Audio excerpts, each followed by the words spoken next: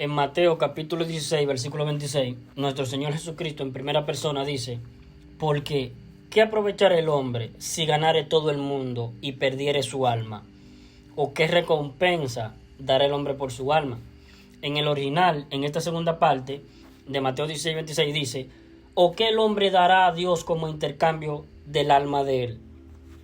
Dice en Eclesiastés 7:20: ciertamente no hay hombre justo en la tierra que haga el bien y nunca peque.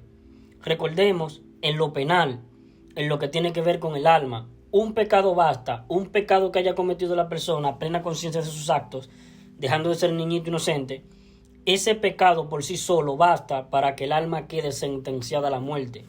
Y una vez que el alma quedó sentenciada a la muerte, de ahí en adelante, ya no importa si el ser humano no peca nunca más, como si pudiera nunca más pecar. Ya ese pecado sentenció el alma a la muerte, y no puede quedar en lo penal ningún pecado impune, sin ser sentenciado y debidamente condenado, sino con la muerte del alma. Entonces, Adán quedó vulnerable cuando él dejó de ser inocente. Perdió la inocencia que tenía junto a Eva, comiendo del fruto del pleno conocimiento de lo que es bueno y malo. Cuando un ser humano pierde la inocencia de un niño, le pasa lo mismo que a Adán. Queda expuesto a la condena porque perdió la inocencia y su naturaleza pecaminosa está vigente en el ser humano. Por eso pecamos, porque venimos moralmente corrompidos. Si un ser humano no viniese a este mundo con una naturaleza pecaminosa, entonces nunca pecaría. Miren, los niñitos inocentes que están inimputables ante Dios en lo penal, si se mueren, se van al cielo, porque de los tales es el reino de los cielos, dice en Mateo 19:14. A un niñito no hay que enseñarle a mentir. Al niñito inocente hay que enseñarle a no mentir, porque ya por sí solo miente. Viene con esa naturaleza pecaminosa. A los niñitos inocentes no hay que enseñarles a desobedecer a los padres. No, porque ellos lo hacen por sí solos. A los niñitos inocentes, a los pequeñitos, hay que enseñarles a no desobedecer, a no mentir. Entonces, al perder la inocencia, quedan expuestos los seres humanos, expuestos a la condena, porque tienen la naturaleza pecaminosa. Entonces, al perder la inocencia, se le va a tomar en cuenta un pecado a plena conciencia.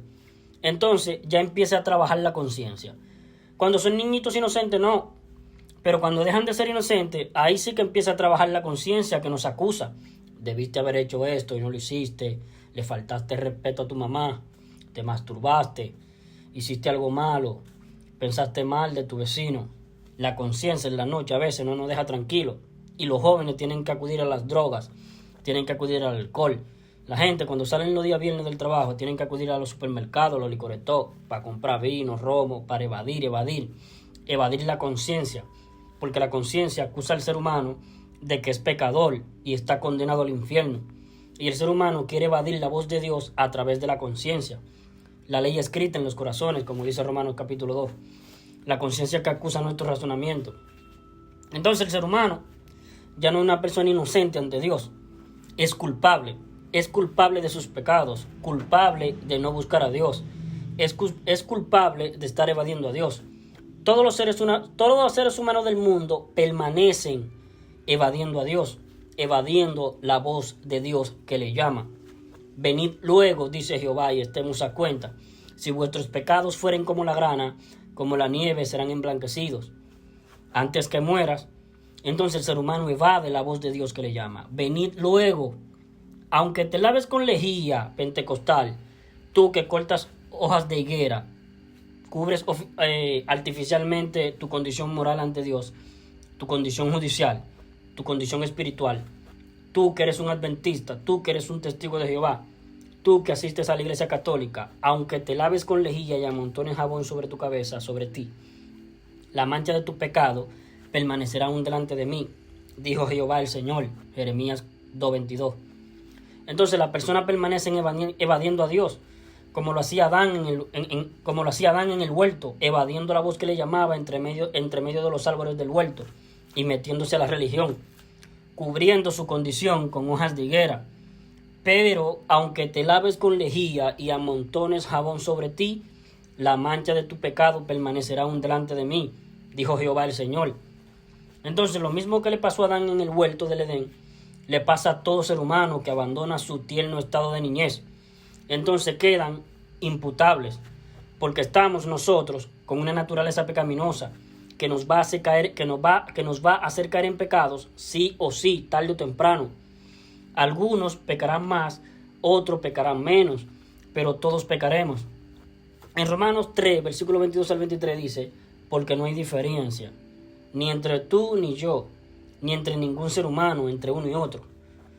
No hay diferencia, por cuanto todos pecaron y están destituidos de la gloria de Dios, siendo justificados gratuitamente, o sea, la justificación, la salvación es gratis, sin que tú pagues.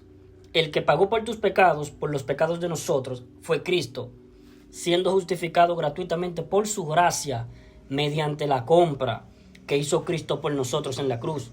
Nos compró al precio de su vida, mediante la redención que es en Cristo Jesús, porque no hay diferencia, por cuanto todos pecaron y están destituidos de la gloria de Dios, siendo justificado gratuitamente por su gracia, siendo justificado gratuitamente. ¿Y cómo es la justificación? Es por la fe en la compra, es por la fe en el Evangelio, es por la fe en ese sacrificio que hizo Cristo por nosotros en la cruz, donde Él nos dio la vida eterna.